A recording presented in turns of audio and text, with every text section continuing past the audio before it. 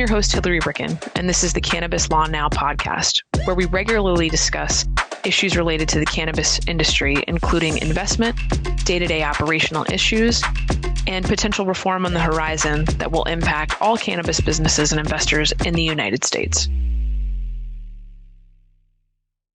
Hey, everybody. Glad you're here with us today on the podcast. I have a guest who I consider to be a friend and a colleague, and he's one of these people who I check in with to see what the heck is going on, boots on the ground in California, because it's so chaotic when it comes to California cannabis if you've been in that market. And we have the privilege today of having a conversation with Anthony Almaz, who is the general counsel of Catalyst Cannabis in California. And Catalyst really is a force of nature. They have 26 dispensaries in the Golden State, which I can say personally is no small feat to get those licenses and survive and succeed. But the reason why I have Anthony on today is not to talk about how great Catalyst is, although they are great. It's actually to talk about a challenge, a specific legal challenge that Catalyst has with the California Department of Tax and Fee Administration. And normally when I say tax or revenue, people's eyes just immediately glaze over. And some of that is warranted because it is a dry topic, and Anthony would probably agree with me on tax. But the reason why this challenge is important, because we have some very interesting administrative legal moves being made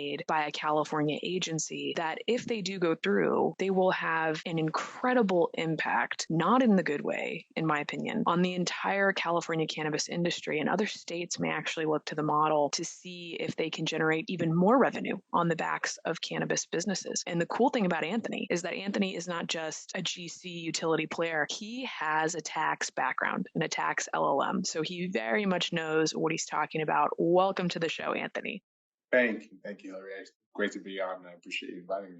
Yes, very good. Okay, so let's just jump right into it, because I think that this case deserves way more attention than it's getting, and it seems to just be starting to pick up some visibility within media, within circles in California cannabis, as people wake up to what CDTFA is doing. So can you tell me kind of the main facts behind Catalyst's challenge to CDTFA? Yeah, absolutely. And I think, and again, this is a very intense legal topic. I'm going to try to keep a high level as much as possible. But I think the big thing to start off with is kind of just what's the statutory framework that we're dealing with here, right? And at a high level, it's really attacking what's taxable in California, first and foremost. And so for those who are in the industry here, they know that when you read the tax code, it's simple. There's three definitions: cannabis, cannabis products, and cannabis accessories, three different things. And so everybody in this industry knows that cannabis and cannabis products are everything that comes from the plant. And cannabis accessories is everything that touches, a sold good, like a cart or anything like that. All the plastic, all the machinery, all the packaging, that is what's cannabis accessories. And so there's always been an understanding in the industry that only the portion of that product that is from the plants directly is taxable at the 15% rate that California imposes. For the last 6 years, it's been held that way. Even CDTFA came out and said it in the regulations that only cannabis and cannabis products are subject to the 15% tax. There's regulation 3700. We don't have to get into the specific details. But they said if you separately state the cannabis accessories, then you don't have to charge 15% tax, which is a huge deal. This is what it's all about. So we've been in that process. We've applied the CDTFA regulations. We've been able to separately state the cannabis accessories from the cannabis and cannabis product and significantly save the consumer on the excise tax for that reason. And so what ended up happening? We did it. And then once the CDTFA caught on what we were doing, they didn't like it for the most part. And so what they did was started the rulemaking process to change how that applied for the retailers. And so they issued a discussion paper, which is the beginning of the rulemaking process, telling the industry, we want to change the rules. We think you're confused. That's actually what they put in the discussion paper. They said, you're actually confused. That is not what it's supposed to be. This is what the statute says, and it doesn't say anything what it's supposed to say. So here's an explanation of the new proposed regulations. The cannabis excise tax applies on almost all retail sales. We're also going to codify the tax on tax feature I'm sure you're familiar with from your clients, is where you compound the tax from the local all the way to the excise tax, all the way to the sales tax. We're going to try to codify that into a regulation.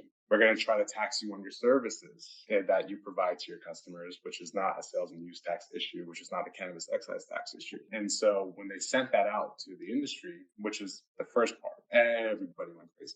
We jumped on the interested parties meeting. We told them, this is crazy. This is not what the rule says. You're doing this as an emergency regulation. We don't understand what's happening. We've sent written comments. We told them this is far beyond your authority. You're off the rails here. So that was back in October.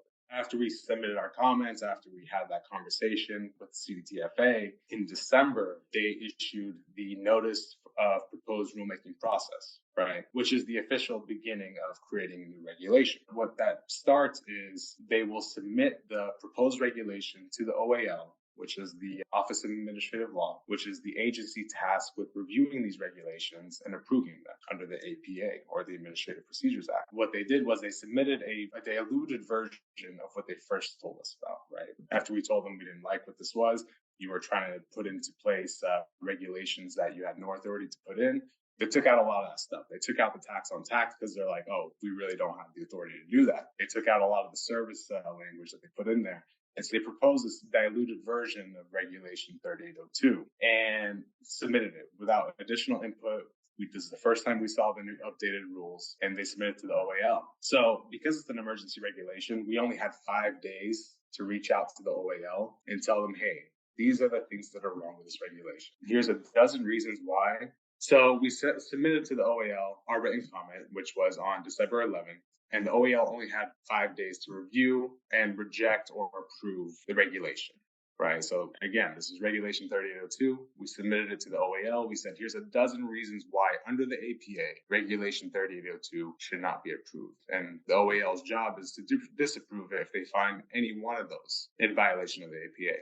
Then on December 15th, which was the last day of review for the OAL, we reached out to them and said, hey, what happened with the regulation? Did it pass? Did it not pass? They said, oh, we approved it. And we approved an amendment to 3700. And this is where we stepped back. We said, how'd you approve an amendment to 3700? We didn't even know that was on the table here. 3700 is what we're depending on for the move. So how'd you guys approve that? This is crazy. I never heard of this. No response to that. So then we submitted a Public Records Act request to see what was the conversation between you and the CDTFA regarding these regulations. What did you guys do? How did 3700 even come into the equation? And so the OAL sent back all the emails of the communications between them, and we were beside ourselves. We saw the CDTFA and OAL communicating with each other in response to our comments, that the OAL told the CDTFA that the regulations you submitted do not meet what's called the clarity standard, which is one of the 6 substantive standards that a regulation has to meet, and that as submitted, it cannot be approved. You have to either withdraw it entirely and resubmit, or essentially just give up on it altogether. CDTFA and OEL started working with each other over the next, couple of days. Says, oh, how about this language? Does this language work? Oh, how about 3700 if we add this? So between the 2 agencies, they started working on changing the provisions of the language behind closed doors. Then on the last day, the OAL said, this should work for us.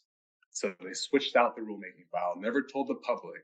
So not only did they amend 3700 and the provisions of the regulation, they also amended 3802, some of the language in there, without ever telling us. And they went and submitted it to the Secretary of State for approval. That was the first time. It wasn't until the PRA request that we realized that 3802, what was submitted to us, was not even what was approved.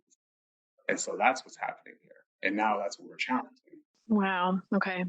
Part of my practice is regulatory compliance, understanding the regulations, knowing how the regulations come to be. And obviously, under the Administrative Procedure Act, which all states have it, it's a smaller version, right, of what we have federally. Right. There's a whole blueprint for how the government is supposed to get a rule to market, essentially, with the input of the public. So number one, let's talk about the emergency nature of these regulations. How are these remotely emergency regulations, and how can CDCFA try to adopt things in this maybe? And maybe that's the heart of it, that they cannot do it this way. That's a great question. It's a great point, right? So it is our opinion that this is not an emergency, right? What they're doing here, this is just them trying to clarify statutes. Now, every agency has some discretion in promulgating regulation, right? So everybody knows legislature can't think of everything. Agencies are there to manage those rules, look at the statutes and say, okay, this is what we think of them for the most part, and they'll make a regulation out of it. The APA, which is the Administrative Procedures Act, California's version of how the process and procedure of making a regulation, does have a diluted version for emergency regulations, right? They say, in the event of an actual emergency, we're going to break down some of these barriers. You're still going to have to meet some procedural requirements, but we're not going to make it so difficult so we can't take swift government action. Now, in the APA, you still have to prove it's an emergency, right? An actual one that's for the public good or for the public need or to avoid a serious public harm. And with those emergencies, the regulation is only supposed to be around for 180 days, right? So it's a temporary action. It's only there for 180 days. And at the end of the 180 days, the agency is supposed to do the same process of passing a permanent regulation, right? That's typically the case. Now, when AB 195 was passed back in June 2022, I believe, that made some significant changes in the excise tax, the cannabis tax law, that shifted the collection and remittance from the distributor back to the retailer, right? And so when they passed that, the legislature did grant the CDTFA emergency rulemaking authority, which the language says that the OAL is supposed to treat this as immediately necessary to avoid public harm, right? And so with that language, the OAL was supposed to consider it as an emergency for the most part. Now, when you look at it, the reason for that is that most likely, and in my opinion, the legislature is saying, hey, we know we're switching things up. If you need to pass regulations to change forms, to change the process of collection and remitting it, you're to create a numbers or excise tax numbers for the retailer to start collecting and remitting the excise tax. Let's not avoid it. We're going to give you this power for a year. Go create your regulations and pass it out there. Now, this is only supposed to last for a year, right? So December 31st, 2023 was the last day they're allowed to promulgate these emergency regulations. But even if you have that legislative authority, you still have to provide facts of why this is important. You can't just point to the statute and say, the OAL, you're supposed to treat this as an emergency, so therefore it's an emergency. That's not how the APA works, not from my understanding at the very least. You're still supposed to put some facts of why we need to do it this way and why we don't have to go through the ordinary rulemaking process, right? Had the CDTFA said, oh, well, we're issuing these new forms to help retailers collect and remit the excise tax, that's one thing, because you can say we're moving forward. The retailer doesn't know how to collect and remit it. We have to provide some regulations. That's one thing, and we can understand that. But there's a difference between that and an entirely interpretive regulation, which is very discretionary. It's not an emergency to clarify confusion in the industry on the interpretation of a statute. That's what all regulations are. You're there to help people understand what the statute means. So to use your emergency rulemaking authority just to try to interpret a statute and to give some sort of guidance to an industry is not an actual emergency, and certainly not one the legislature intended or when they gave you that power for a whole year. And that's the issue we're dealing with. And if you're going to use that, you have to explain what. You have to explain what the emergency is. You can't just point to the statute and say, they gave us this power, so we're using it. And it's just common sense at that point. If you're going to tell us that, And so, yes, go for it. oh, no, I didn't mean to interrupt, but to summarize in a way, because I'm not a tax practitioner, a lot of our listeners are not. Assembly Bill was it 95 or 195? Well, 195, AB 195, yeah. Assembly Bill 195 passes, and it's this technical tax fix bill and kind of overhaul to the California cannabis tax system. Part of that bill vested CDTFA with this emergency rulemaking authority, which is this hurried up due process procedure of these emergency reasons that you stated. We have to drop these regulations. And it seems that Catalyst's position is they're using the emergency rulemaking authority on this hurried up basis to meet that end of year deadline, cloaked as an emergency to maybe generate a revenue grab around accessories. That's right. The way I look at it, and it wasn't that big of an overhaul, by the way. I mean, I know they eliminated the cultivation tax with AB 195. In terms of the excise tax, it wasn't as big of an overhaul as everyone was thinking. It's not like they changed the cannabis excise tax and the collect and how much it was and what was collected on. The language stayed the same for the most part. Everything stayed the same for the most part. The only difference was where it was being collected and remitted. Before, distributors were supposed to collect permitted. After, the retailers were. They included some vendor credits, they included some other features in the tax code, but it wasn't some huge overhaul of the system. It was just a huge overhaul of the administration. So yeah, they had the year to issue regulations to accommodate what they've been doing for the last 5 years and to switch it over to this new system. And so they had a year to do that. And they did pass regulations. It's not the first time they used this regulation, right? They passed emergency regulations early in 2023 that were effective. They actually changed Regulation 3700, but they didn't touch the cannabis accessories language when they amended that, which is a very important feature. If it goes forward, say sideline your challenge, if it goes forward, what happens to retailers as a whole if this language stands? And as you said, emergency for 180 days, but you and I know this and regulatory practitioners know this, 9 times out of 10, those emergency regulations become the permanent rules, right? Actually, well, one thing I didn't, and I forgot to mention, actually, I have it here as my notes, is that when they passed AB 195, the APA allows for 180 days. The AB 195 gave them the emergency regulations to be enforced for 2 years. Whatever these emergency regulations are, they will be there for 2 years. That's a big deal. So it's not just, yeah, it's a huge one. And again, if they stand and they become permanent, what happens to California retail, which if anybody's been watching, they know the California industry is struggling as a whole. It's a race to the bottom. That's no secret, I think, in any of these states. But what impact does this have? It depends on how much you knew about this issue. So for us, we've been separating out the cannabis from cannabis accessories to help reduce the excise tax on the customers. That helped us remain competitive, of course. But we also know that a lot of people have been watching what we've been doing. And it wasn't a huge secret. It's been out there. And so a lot of retailers have hit us up. Hey, we see your receipts look a certain way. Why is that? And we're pretty open book. We're not there to not tell everybody what's happening. So a lot of retailers were looking into it and trying to figure out how to do that. But a lot of retailers also didn't know about it. So for those retailers who didn't know about it, it's really is business as usual. And you're going to have to hope that you have legislative action to help reduce the tax. For those that were looking for a way to legally reduce the excise tax to help reduce the burdens on this industry, it completely stops that. This regulation completely stops a legal way to help reduce the cannabis excise tax. And now you're going to have to hope that you have legislative action, especially considering that CDTFA now has the authority to increase the excise tax beginning in 2025 up to 19%. For those who were aware, it stops that, and you're left with whatever the tax rate is. But more importantly is the power that the CDTFA took in this action, that just to make up things as they go, is more worrisome, in my opinion. And if this were to stand, it's, yeah, we can't reduce the excise tax the way we wanted to, but it allows them to essentially make up rules as they go whenever they'd like. And if the OAL is not going to do its job and disapprove these regulations as they're required to, then what's it for them to legislate from their desk, so to speak? This is like an administrative practitioner's dream. It's like a law school pattern, right? And how you overturn government decision, which is not easy to do. Now, before we kind of get into that, how many California cannabis operators even know about this case?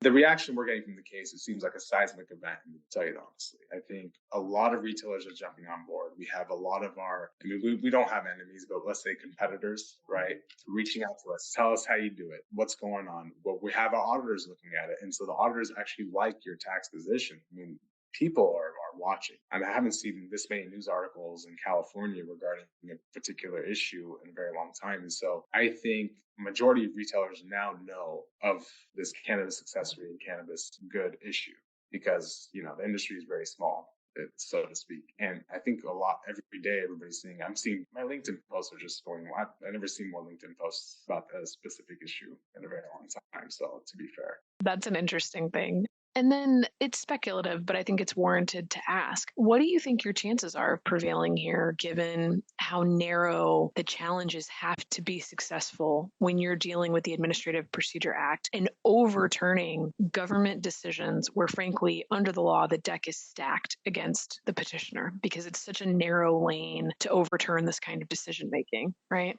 Yeah, no, of course. I mean, and us attorneys, we don't speak in absolutes, right? We don't speak in certainties. We say, oh, there's a chance, there's this, there's that. And there's no one will ever give a guarantee. But really, and I'm a conservative person when it comes to these type of predictions, especially with lawsuits. If the court follows the law, If the court looks at this and says, this is what the APA provides, and you didn't follow that, which we believe is exactly what happened, then the chances should be very high. The APA says this, you didn't do this. Therefore, the regulation is invalid. And that's as simple as that. I think that is a very simple case, to tell you honestly. Do I think, is there a possibility that that's not how the court sees it? Of course. Right. Am I an expert in the APA? Not necessarily, but I know enough to know what the APA says and what they did. And I'm hoping that's enough.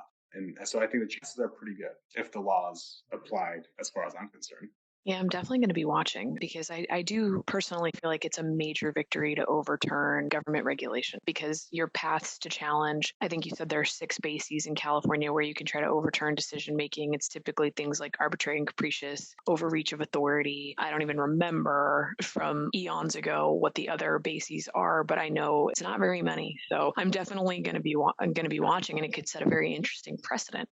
Just to conclude, because I think everybody looks at California and people who are not clued in, they think that it's gangbusters, everyone's making money hand over fist, that there's constant expansion, it's the land of opportunity. And then you have the other side of the coin where you have other states that say, I don't want to be like that. I think it's a free for all. They have huge problems with diversion, et cetera, et cetera. With this latest iteration of rulemaking, yet again, taking a bite out of the tax apple, which I think CDTFA's position is, it's always been this way. What are you guys complaining about? It's always been this way. We're just clarifying, right? How do you think California cannabis is faring overall compared to other states with adult use, since the overwhelming majority now have it? It's tough to say, right? I mean, Catalyst itself is California exclusive. So my interest has always been California. What I observe is California. What I see from other states, New York, is the rollout is horrifying. As actually, it's lawsuits on lawsuits stopping the licensing process. It's so that one is a tough one. But then I see something like Michigan, who had a report of sales of about 2.9 billion in 2023. I believe that's the amount they sold.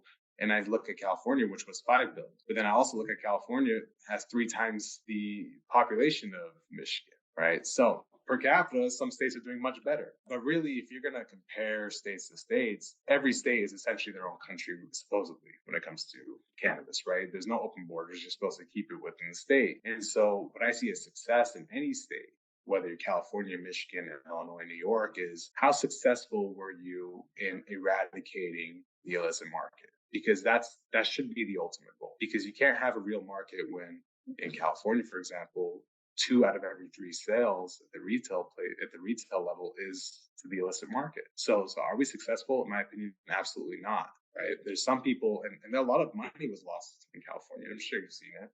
So in California, when 2 of the 3 sales are still to the illicit market, it is not a successful program. Some people might find success in it, and there's a lot of people who've been wiped out in this industry. But the high taxes, the high regulation, and the local control, there's still 61% of the cities and counties that don't allow it. And so do I think the California market is the best market in cannabis? Yes, I think it absolutely is, right? In terms of its size, in terms of its potential. Do I think California has successfully implemented a program? No, I don't. But there's still opportunities within the market to succeed. So as compared to other states, it's tough to say. At least I don't have all the facts in hand, but I don't believe California did the job it needed to do. And there's still a long way to go. Yeah, I agree with you on that. And I don't think illicit operators are very worried about reporting excise taxes. It's just fundamentally unfair. And personally, I feel that cannabis is dying 1,000 deaths by 1,000 cuts relative to tax regulation, in addition to local control issues. But I'll have to bring you back to talk about local control, because I know Catalyst has had its fair share of challenges in that regard too. But I want to thank you, Anthony, for coming on the podcast to talk about this. I wish you the best of luck in challenging OAL and the CDTFA. I will certainly be watching. So thanks again. Thank you for having me. This is awesome. Appreciate it.